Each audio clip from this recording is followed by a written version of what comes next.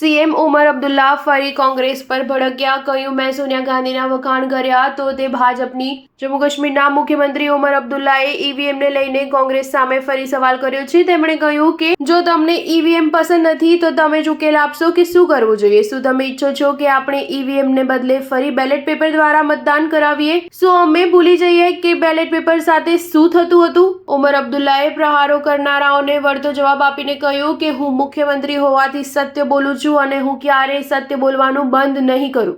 મારો ઇન્ટરવ્યુ દેખાડીને એવું કહેવામાં આવી રહ્યું છે કે હું ભાજપની ભાષા બોલી રહ્યો છું. મેં તે જ ઇન્ટરવ્યુમાં સોનિયા ગાંધીના વખાણ કર્યા હતા. તો શું તે ભાજપની ભાષા છે?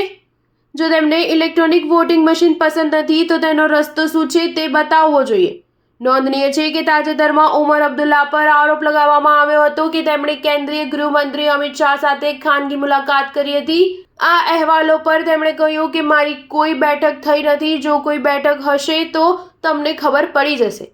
ઘણા એવા મુદ્દાઓ છે જેના પર ગૃહમંત્રી સાથે ચર્ચા કરવાની છે. જમ્મુ અને કાશ્મીર હાલમાં કેન્દ્ર શાસિત પ્રદેશ છે. અમે રાજ્યનો દરજ્જો મેળવવાની આશા રાખીએ છીએ. ઈવીએમ પર સીએમ અબ્દુલ્લાનો સવાલ એવા સમયે આવ્યો છે જ્યારે તેમના સહયોગી કોંગ્રેસના નેતાઓ તેના પર સવાલ ઉઠાવી રહ્યા છે. ઈવીએમ અંગેના તેમના તાજેતરના નિવેદન પર કોંગ્રેસે કહ્યું હતું કે સીએમ બન્યા બાદ ઉમર અબ્દુલ્લાનું વલણ બદલાઈ ગયું છે. તમને જણાવી દઈએ કે મહારાષ્ટ્ર વિધાનસભા ચૂંટણીના પરિણામો આવતા જ ફરી એકવાર ઈવીએમનો મુદ્દો ચર્ચામાં આવ્યો છે.